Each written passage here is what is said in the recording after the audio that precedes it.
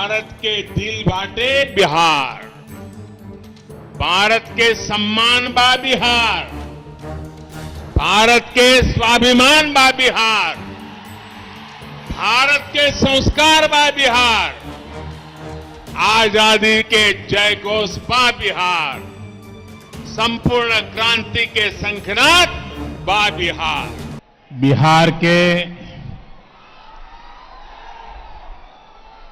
स्वाभिमानी और मेहनती भाई बहन, आप सभी के प्रणाम। साथियों, हाल ही में बिहार ने अपने 2 सपूतों को खोया है, जिन्होंने यहां के लोगों को दशकों तक सेवा की है। मेरे करीबी मित्र, गरीबों दलितों के लिए अपना जीवन समर्पित करने वाले और आखिरी समय तक, आखिरी सांस तक मेरे साथ रहने वाले रामविलास पासवान जी, उन्हें मैं अपनी श्रद्धांजलि अर्पित करता हूं। उसी प्रकार से बाबू रघुवंश प्रसाद सिंह जी ने भी गरीबों के उत्थान के लिए निरंतर काम किया। वो भी अब हमारे बीच नहीं है। मैं उन्हें भी अपनी आदरपूर्वक श्रद्धांजलि अर्पित करता हूं।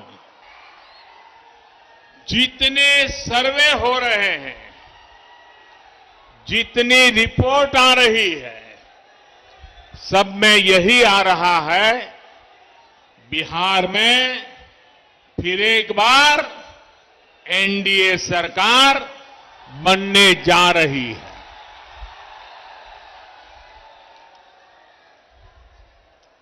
लेकिन मेरे बिहार के प्यारे भाइयों बहनों,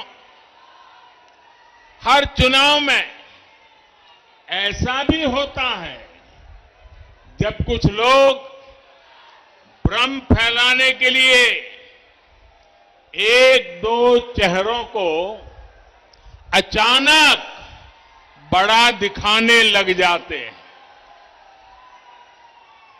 कभी किसी नई शक्ति के उभरने की बातें फैलाई जाती है, लेकिन इसका मतदान पर कोई असर नहीं पड़ता।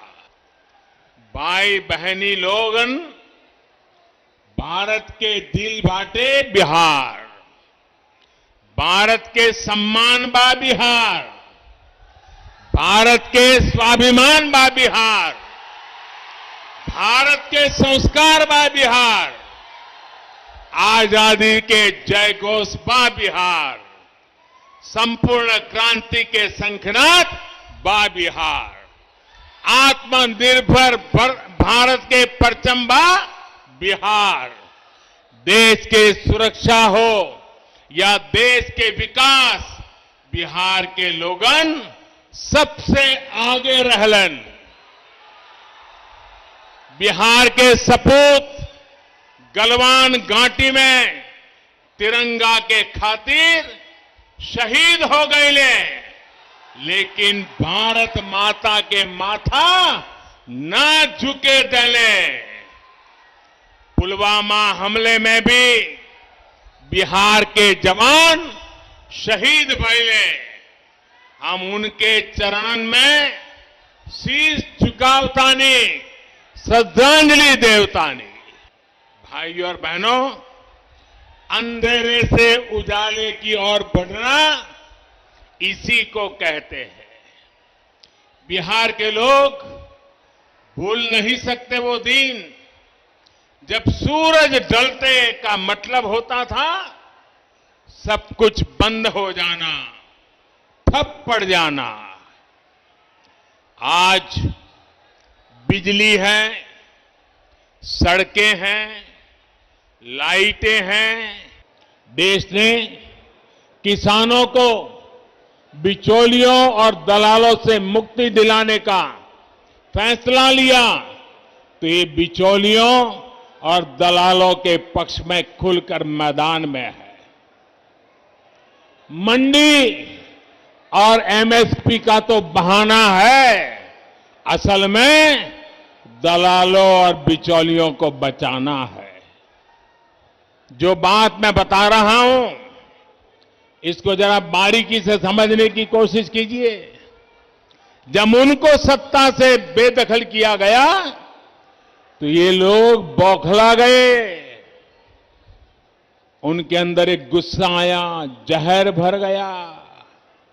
इसके बाद 10 साल तक इन लोगों ने दिल्ली में यूपीए की सरकार में रहते हुए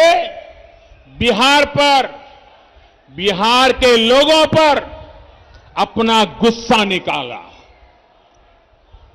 और मुझे याद है, मैं भी गुजरात का मुख्यमंत्री था, नीतीश जी बिहार के मुख्यमंत्री थे, और जब हम भारत सरकार की मीटिंगों में जाया करते थे, नीतीश जी बार बार उनको कहते थे कि आप बिहार के काम में रोड़े मत अटकाइए, बिहार की राजनीति का अखाड़ा दिल्ली को मत बनाइए। लेकिन 10 साल तक यूपीए सरकार में बैठे लोगों ने, जिसको टाइट चाबी करने के लिए बिहार के लोग पहुंचे हुए थे, वे पराजय के गुस्से में नीतीश जी को एक काम नहीं करने देते थे। 10 साल बर्बाद कर दिए नीतीश जी के। बाद में 18 महीने क्या हुआ, ये मुझे कहने की जरूरत नहीं है, आप भली भांति जानते हैं। इन 18 महीनों में परिवार ने क्या क्या किया, कैसे कैसे खेल किए, कौन सी बातें अखबारों में छाई रहती थी, कौन सी बातें टीवी वालों को भाती थी, ये बातें मुझे कहने की जरूरत नहीं है, बिहार और देश के लोगों से छिपा नहीं है। जब नीतीश जी इस खेल को भांप गए, ये समझ गए कि इन लोगों के साथ रहते हुए बिहार का भला तो छोड़िए, बिहार और 15 साल पीछे चला जाएगा, तो उन्हें सत्ता छोड़ने का फैसला लेना पड़ा। साथियों, बिहार के लिए, बिहार के उज्जवल भविष्य के लिए हम फिर एक बार नीतीश जी के साथ आए। साथियों, 2014 में प्रधान सेवक बनने के बाद, ये आंकड़ा लोगों को याद नहीं आ रहा है, बिहार में याद कराना पड़ेगा।